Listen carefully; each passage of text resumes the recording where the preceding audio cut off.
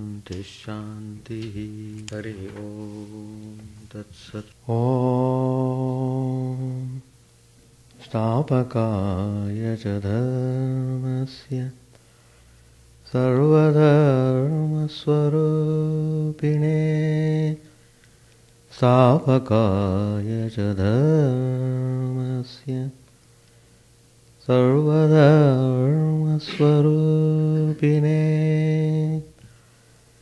Avatar Varishtaya Ramakrishna Te Namah Asato Ma Sadgamaya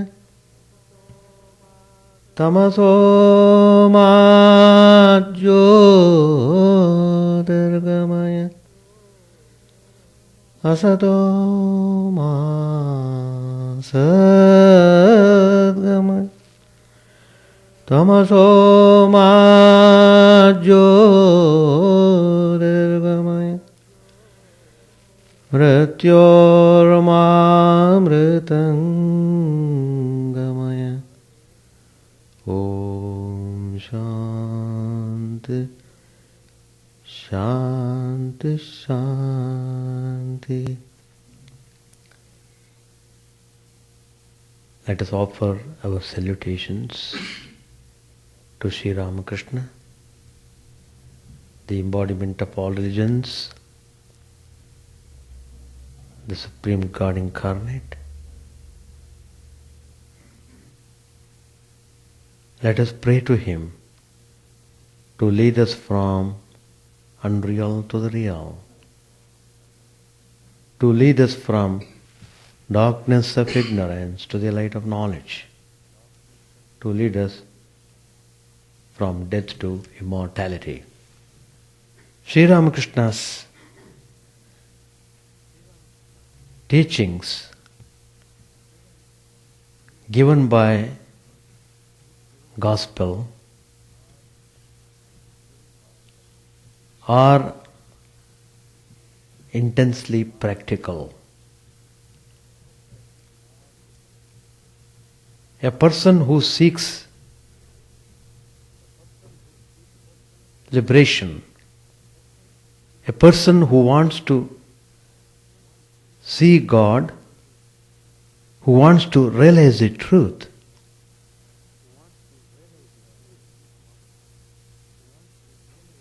should follow the instructions of Sri Ramakrishna with great care, with great love and devotion. We are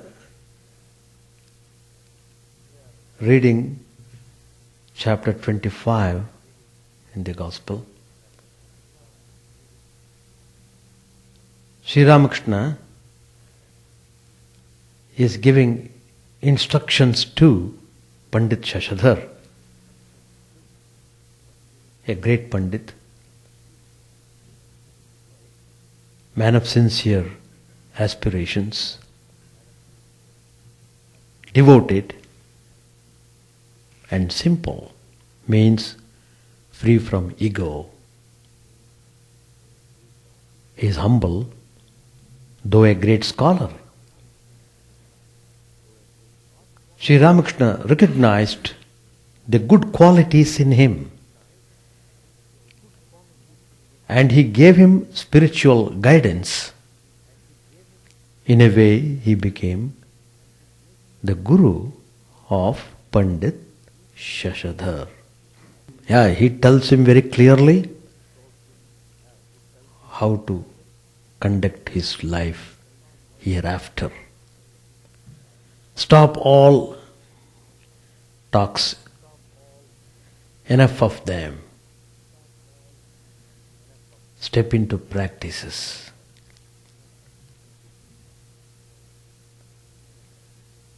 And Sri Ramakrishna knew very well that Pandit Shashadhar had read many scriptures. So he is telling him pointedly, there are so many scriptures like the Vedas, 6 systems of philosophy. But one cannot realize God without austerity and spiritual discipline. Very pointedly he has said to Shashadhar, through him to all of us. What is that? Without austerity and spiritual discipline, it is not possible to realize the truth, to achieve freedom, to attain peace and bliss, to speak to God.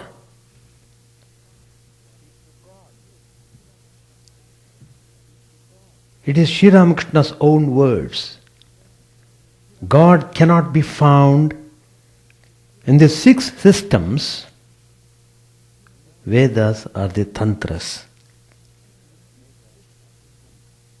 You have to get him through your spiritual efforts. So, it's very clear, if we are really seeking the truth, we must step up our spiritual disciplines.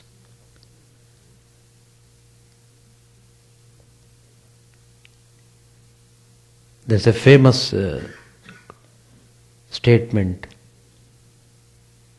done by Patanjali Maharshi in his Yoga Sutras. Mradu madhyadi matratvat tatopi visheshataha. People may practice spiritual disciplines,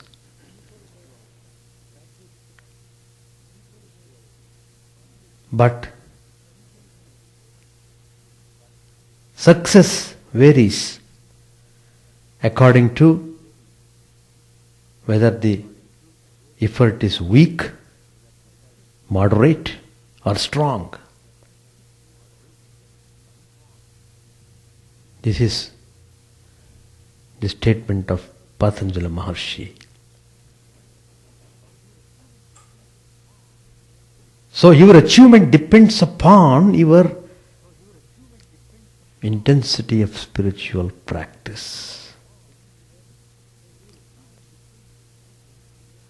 Every line, please note, every point is essential for us. You must direct your whole mind towards the spiritual goal.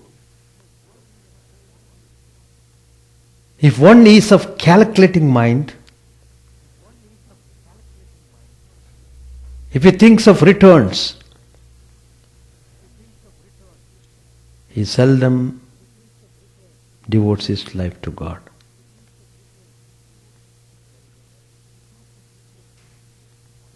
There is an example. One who will learn to swim must get into water with the necessary equipment. An earnest one can learn swimming quicker than one who sits down and calculates the hours and minutes within which he will be able to master the art. When earnestness comes, there will not arise the question of time that will be taken for the fructification of the efforts. Earnestness plays most important part. My whole mind is concerned about the earnestness and efforts, not diverting the mind to any other thing. So for such a person, time doesn't exist. There is a fable, I think is said by Sri Ramakrishna. There was a crow, its name was Bhushandi. It was so industrious in taking the name of Rama that even when it felt thirsty, it would not drink water for fear the time so spent would go a waste. That should be the attitude of a real devotee. Make use of the time towards spiritual practices. There's another famous spiritual text called Vedanta Sara. It gives a vivid picture of one who thirsts for God. Such a qualified pupil, scorched by the fire of the round of birth, death, and so on, should approach a guru learned in the scriptures, ever thinking of God, just as a man with his head on fire rushes to a lake.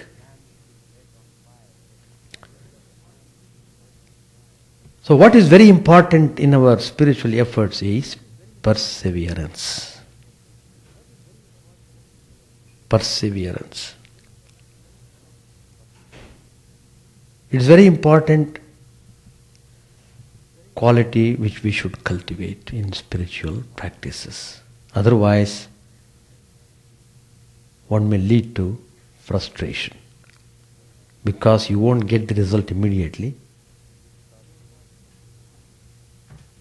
You don't know the condition of your mind. You don't know what all the propensities are there, locked up in some corner of your mind. So as long as you are not aware of them, you can't know why the results are not coming up as you expected. So you may tend to be frustrated. But if you develop the quality of perseverance, that will solve the problem of frustration. Keep on practicing. That's all that I should do.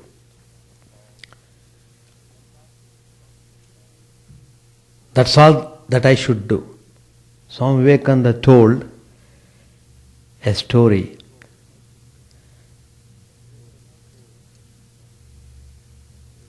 depicting the importance of perseverance. You know, Narad was a great sage. He could travel anywhere in the world. He could go to heavens. He can go anywhere. One day, he was passing through a forest. There he saw a man sitting in meditation in a steady posture, meditating there for a long time, probably many years, so much so an anthill had grown around his body. So Narad Maharshi came near the anthill. He could see the person meditating there. He could see him, and the person who was meditating upon could also see Narad, and he immediately recognized him to be a great sage. So he requested Narad to ascertain from God whether he will be able to attain freedom and when God will be merciful to him. Narad said, all right, I will report the matter to God and let you know later on. Then he went forward. In another place, there was another spiritual aspirant. He was carrying on his spiritual practices in his own way, not like this man who was meditating in a fixed posture. The second one, his meditation, his spiritual practice was singing, dancing, jumping,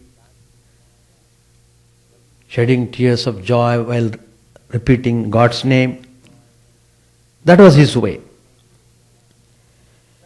He also could recognize the great sage, Narad.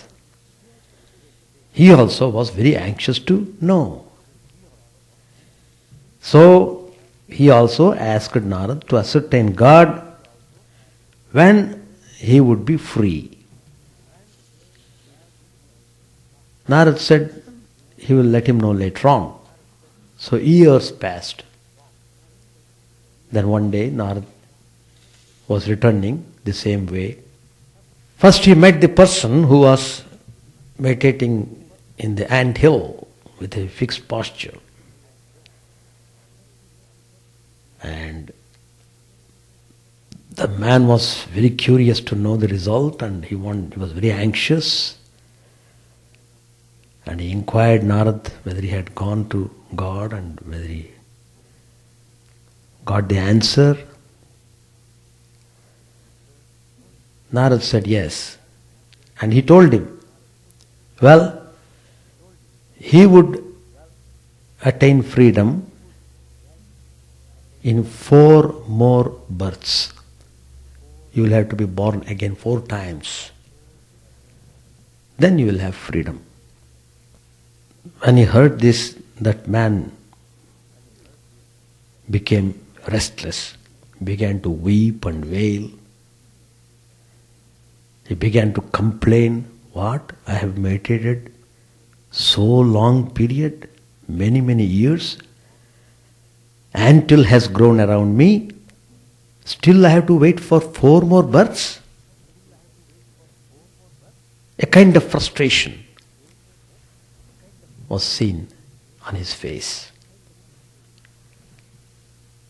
Narad didn't react. Simply he observed and kept silent. Then he went forward. He approached the second one who was singing and dancing. He was also very anxious to know the answer. He was also very eager to know when he would be able to see God. Then Narad said, look, there is a tree, tamarind tree. Tamarind tree is famous for number of leaves, full of leaves.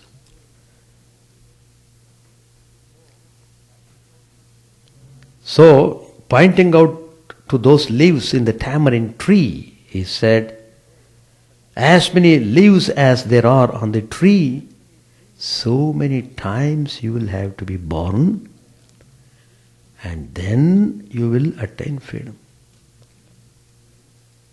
Nobody can count the leaves in the tamarind tree. They are so innumerable. That means you have to take number of births. Well, this man didn't complain. On the other hand, he became joyful. He began to dance in great joy and said, well, wonderful, I have heard a very good news from you. What is that?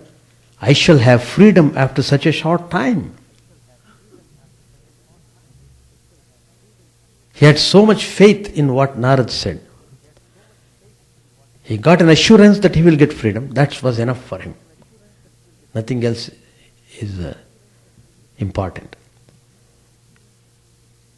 So seeing the intensity of his earnestness, immediately a voice came. He heard the voice.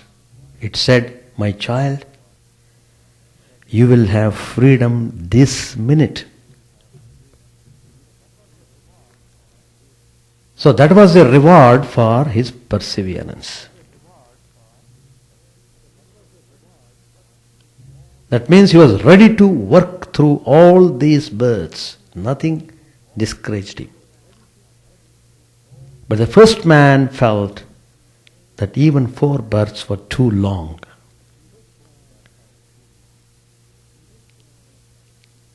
So only perseverance like that of the second one, who was willing to wait aeons, brings about the highest result.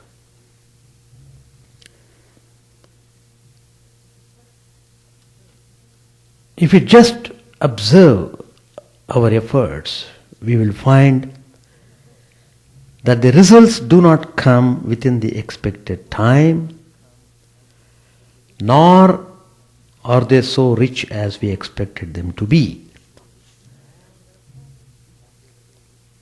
There are so many factors that intervene, either to delay or mar the results. One of them is the human factor. Much depends upon our equipment, our mental progress and attitude. Environments and the rest are of secondary importance. When we speak of the human factor in the spiritual field, we mean the evolution of the mind. Evolution of the mind. We are born with certain propensities. Each one is loaded with varieties of propensities. Each one's mind is full of propensities in different ways. There is no generalization. If they are propitious or helpful towards our onward progress, we attain to perfection early. These propensities themselves propel us onward to our goal. So that means how important it is, the play of propensities. The propensities are created by us, by our actions, by our thinking, by doing things repeatedly, willingly, consciously. Whatever we do, they all go into the mind, stay on there in the form of impression. Whatever you do intensely, that makes intense impression in the mind. Stays on there. Lord Krishna says in the Gita, one who has fallen from yoga is born in the house of the rich and the pure persons, or he is born in the family of the yogis. Such a birth is most difficult to attain. Shushinam Shrimatangehe Yoga Bhrashto Vijayate Athava Yoginam eva kule bhavati dhimatam yetaddi durlabhataram bhavet. Loke janma yadidrasham.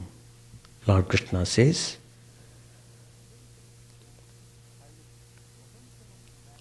by the momentum of past practice, you will be irresistibly carried forward. So nothing is lost. Your efforts are not lost in vain. They have their results. So here is an assurance of the Lord that though we may fail to achieve the goal in this life, our efforts do not go in vain. Everything is conserved. Everything is counted in our favor. Even the smallest of righteous action saves you from a great danger. Even the smallest of righteous action saves you from a great danger, says Lord Krishna. Swalpamapyasya dharmasya trayate mahado bhayat. That is the Sanskrit version. He also says, Nahi kalyana krit kaschid durgatin tata gacchati. No person of good deeds ever comes to grief.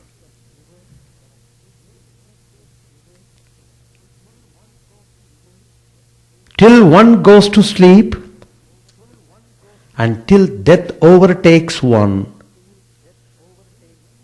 should engage oneself in deliberating over the spiritual truths. Here, deliberation doesn't imply merely discussions and debates, but practice as well. Practice must be done. That is spiritual discipline. That's what Sri Ramakrishna said. Austerity and spiritual discipline must be rigorously followed. For Vedanta to take root requires more practice than discussion. The more you practice, the more you become nearer towards the truth. It is the practice that takes you towards the goal. It is the spiritual efforts that take you towards the goal. If today you have not done spiritual effort properly, to that extent you have not progressed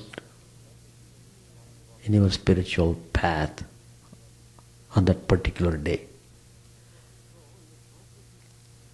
So your progress is measured according to your spiritual efforts. So spiritual practices should be done without let or hindrance. Totapuri, who initiated Sri Ramakrishna into Advaitic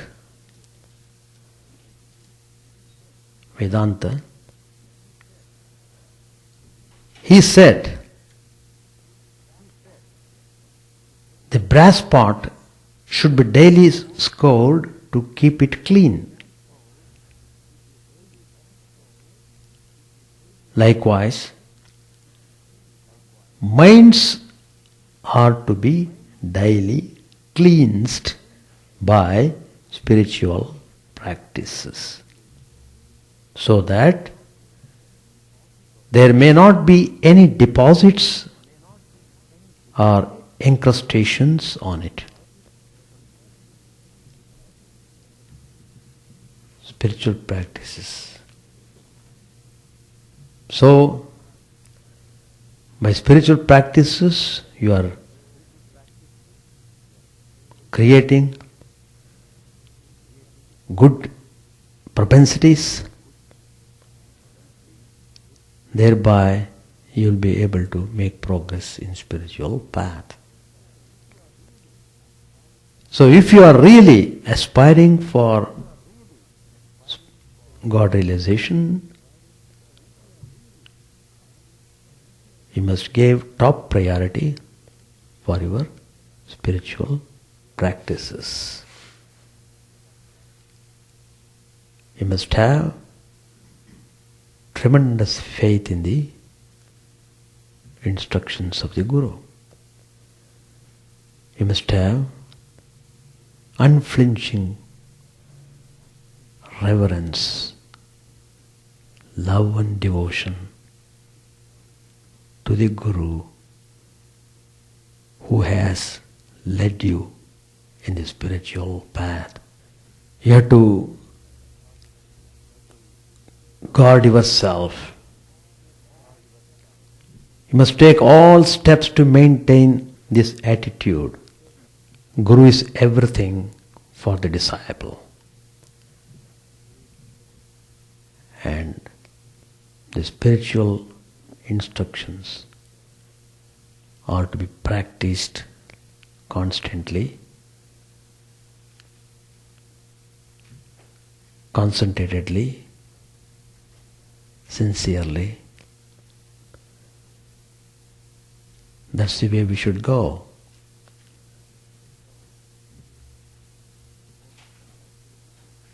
Don't expect the results, results will come.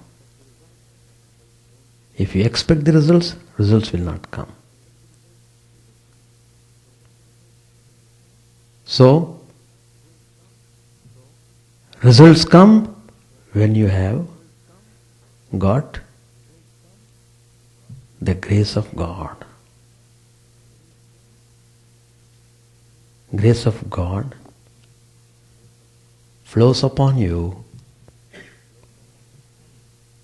once you are well rooted in the spiritual ideas and well established in spiritual practices. Then you will be sanctified by the grace of God. Then you will have all the results, more than what you expect. So let us follow what Sri Ramakrishna has said. Austerity and spiritual disciplines must be carried on relentlessly. That's the way. That's the way of Sri Ramakrishna. If you have come to Sri Ramakrishna for spiritual guidance, it means spiritual practice must be on the top priority. Whatever you do is a part and parcel of spiritual practice. If you have that attitude, then you don't have to frustrate. You don't have to grumble. On the other hand, you will learn. You will learn to become strong. You will learn to fight all your weaknesses. You will learn to overcome all hindrances on your path. With these words I conclude my talk. Page 480. The Master continued, I don't press my arm to my side. Both my hands are free. I am not afraid of anything. I accept both the Nitya and the Leela, both the absolute and the relative. I said to Keshav Sen that he would not be able to realize God without renouncing the ego. He said, Sir, in that case I should not be able to keep my organization together. Thereupon Sri Ramakrishna said to him, I am asking you to give up the unripe ego, the wicked ego. But there is no harm in the ripe ego, the child ego, the servant ego, the ego of knowledge. The worldly man's ego, the ignorant ego, the unripe ego is like a thick stick It divides, as it were, the water of the ocean of Satchidananda. But the servant ego, the child ego, the ego of knowledge, is like a line on the water. One clearly sees that there is only one expanse of water. The dividing line makes it appear that the water has two parts, but one clearly sees that in reality there is only one expanse of water. Shankaracharya kept the ego of knowledge in order to teach people. God keeps in many people the ego of a jnani or the ego of a bhakta even after they have attained Brahmajnana. Hanuman, after realizing God in both his personal and his impersonal aspect, cherished towards God the attitude of a servant, a devotee.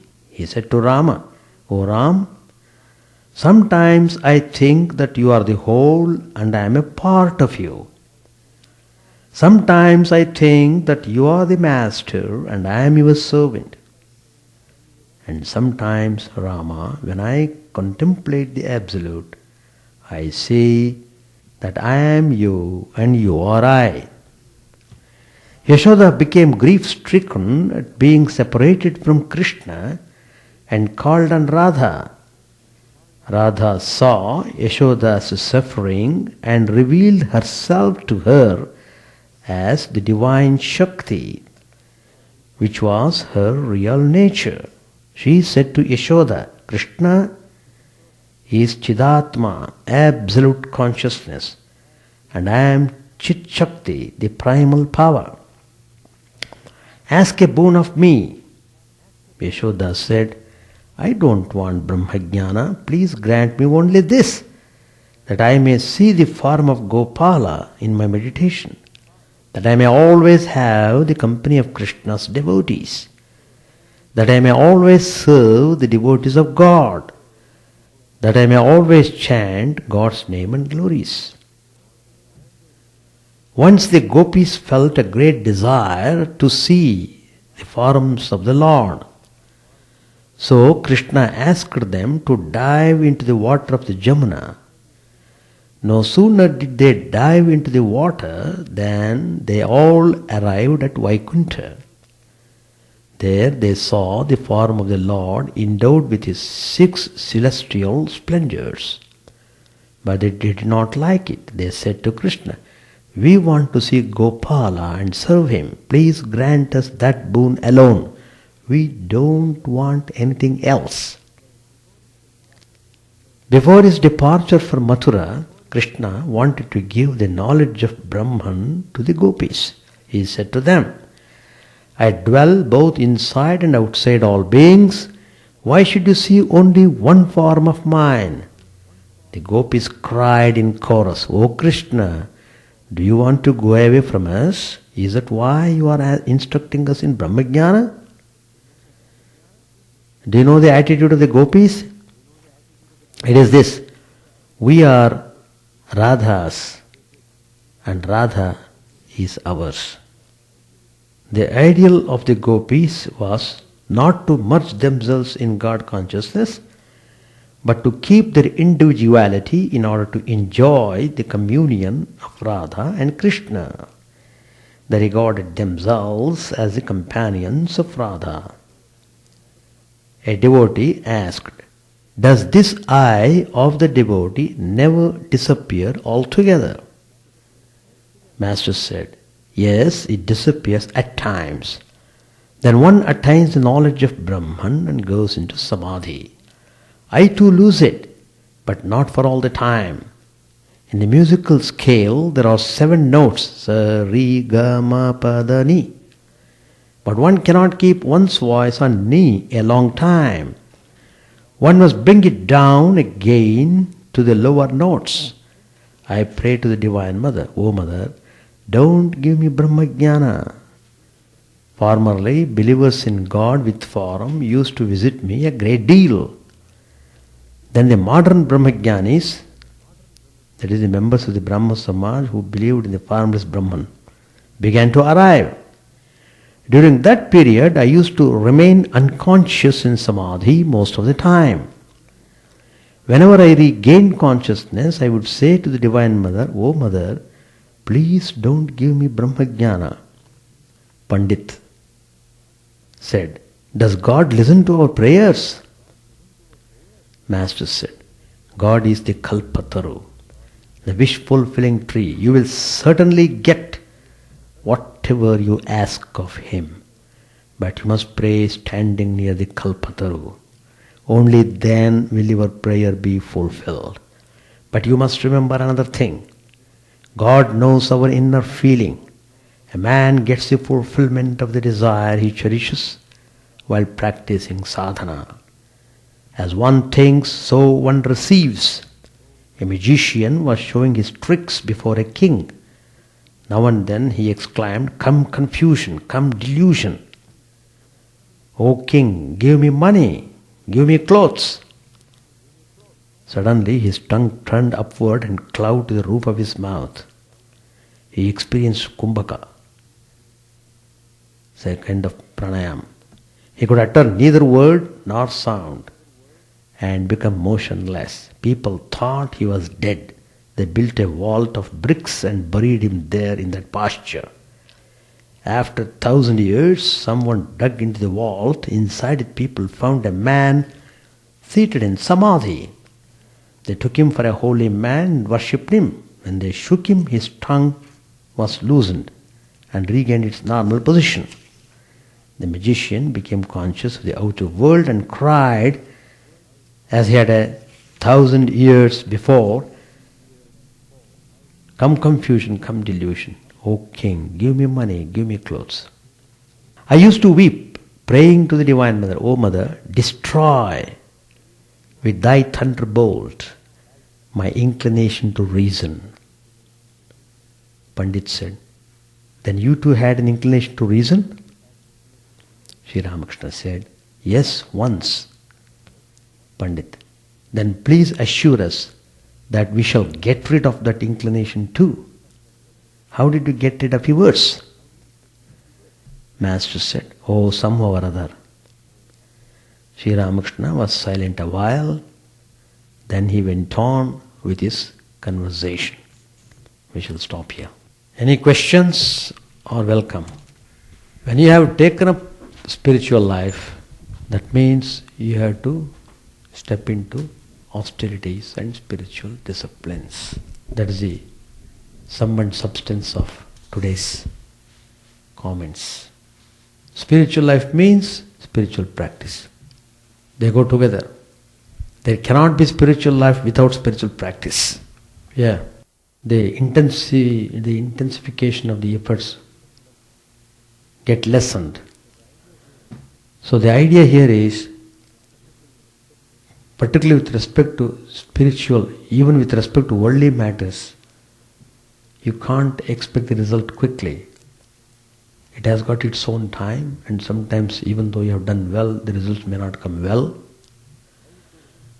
Why the results didn't come up well in spite of people doing efforts? Because it has got so many factors.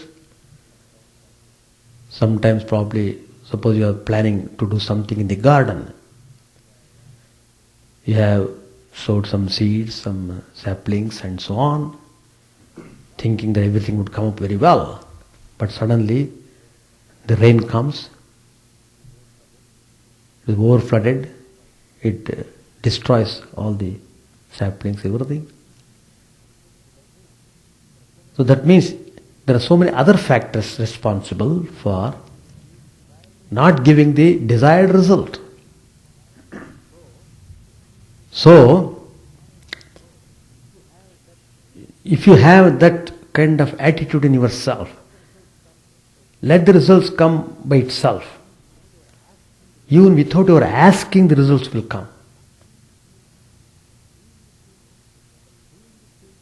But doing the things is important. If you don't cultivate the land properly, and if you don't take care of the sapling properly, even though all the weather conditions are good, you may not get the desired result. So, the most important factor, what Sri Ramakrishna is telling here is that the mind, which is responsible for all these things. To give you a good result, you must have a very good mind. Perfectly cleansed mind.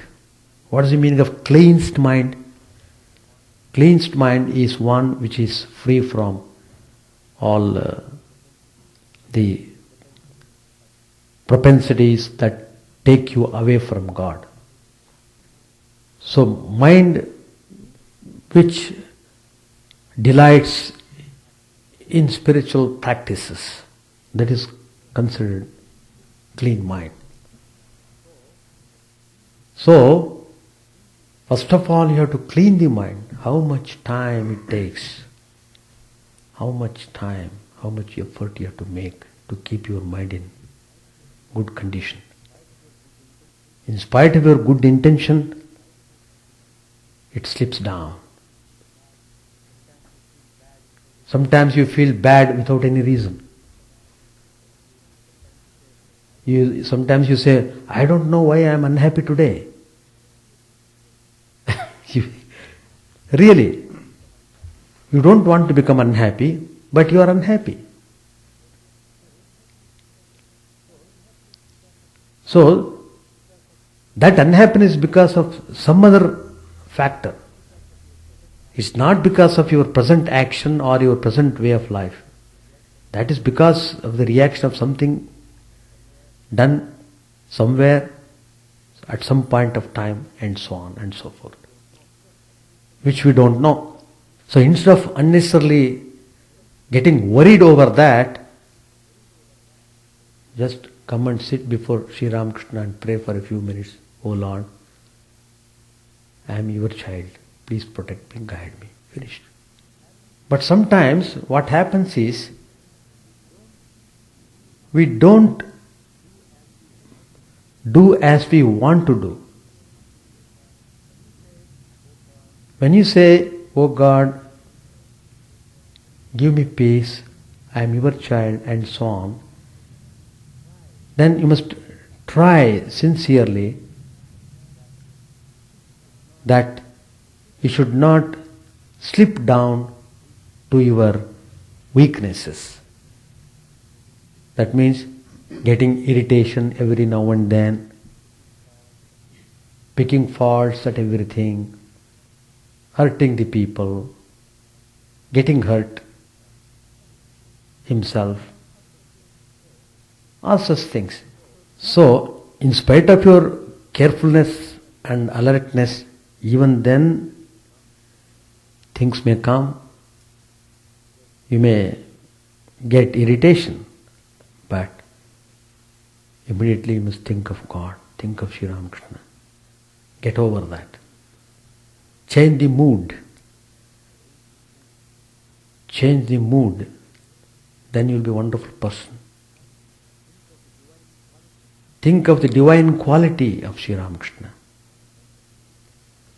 Then you will be able to get over all these weaknesses. As long as these weaknesses stay on in the mind, they keep on troubling you again and again in some form or other. This time in the form of anger, next time in the form of jealousy, another time in the form of hatred. So many forms. So, if you get disturbed over and over again, that means instead of evolving yourself, you are lowering yourself by allowing your mind in that direction. So you should take steps not to drift the mind that way. So that is why the austerity is prescribed. That's why the discipline is prescribed. Anything else? No. So what Sri Ramakrishna is telling, throughout this book I have noted how many times he has told. He is very much concerned about your doing the thing, not talking. Doing the thing. Doing the thing silently. Don't boast that you have done. Don't allow your ego to raise its hood. Thereby whatever good you have done, all will be smashed just by the egoistic expression. If you are boastful of what you have done, all your doings are smashed. So you are yourself obstructing this spiritual results to come up. You are yourself are the obstructor. So how many ways we have to be careful? How many ways? So reading spiritual texts, feeding the mind all the time with spiritual ideas, practicing it all the time, more and more vigorously, intensely. That's the way to get into spiritual realization. As the Yoga Sutra says, the result depends upon the intensity of your practice. The success depends upon the intensity of your practice combined with perseverance. That's all. Any more questions? All right, we shall conclude. Chant the name of the Lord and His glory unceasingly, that the mirror of the heart may be wiped clean, and quench that mighty forest fire, worldly lust raging furiously within. O name, stream down in moonlight on the lotus heart, opening its cup to knowledge of thyself. O self, down deep in the woods of this bliss, tasting its nectar at every step, bathing in its name, that bath for weary souls. Various are thy names, O Lord, in each and every name thy power resides. No times are set, no rites so needful for chanting of thy name. So vast is thy mercy, how huge then is my wretchedness, who find in this empty life and heart no devotion to thy name. O my mind, be humbler than a blade of grass, be patient and forbearing like a tree. Take no honor to thyself, give honor to all. Chant unceasingly the name of the Lord. O Lord of the soul of the universe, mine is no prayer for wealth or retinue. The playthings of lust or the toys of fame. As many times as I may be reborn, grant me, O Lord, a steadfast love for thee. A drowning man in this world's fearful ocean is thy servant, O sweet one. In thy mercy consider him as dust beneath thy feet. Oh, how I long for the day when an instant's separation from thee, O Lord, will be as 1,000 years, when my heart burns away with its desire, and the world without thee is a heartless void. Prostrate at thy feet let me be in unwavering devotion, neither imploring the embrace of thine arms, nor bewailing the withdrawal of thy presence, though it tears my soul asunder. O thou who steelest the hearts of thy devotees, do with me what thou wilt, for thou art my heart's beloved, thou and thou alone. O Lord, lead us from the unreal to the real, lead us from darkness to light, and lead us from death to immortality. May all be free from dangers, may all realize what is good, may all be actuated by noble thoughts, may all rejoice everywhere. May all be happy, may all be free from disease, may all realize what is good, may none be subject to misery. May the wicked become virtuous, may the virtuous attain tranquility, may the tranquil be free from bonds, may the freed make others free. May good betide all people, may the sovereign righteously rule the earth, may all beings ever attain what is good, may the worlds be prosperous and happy.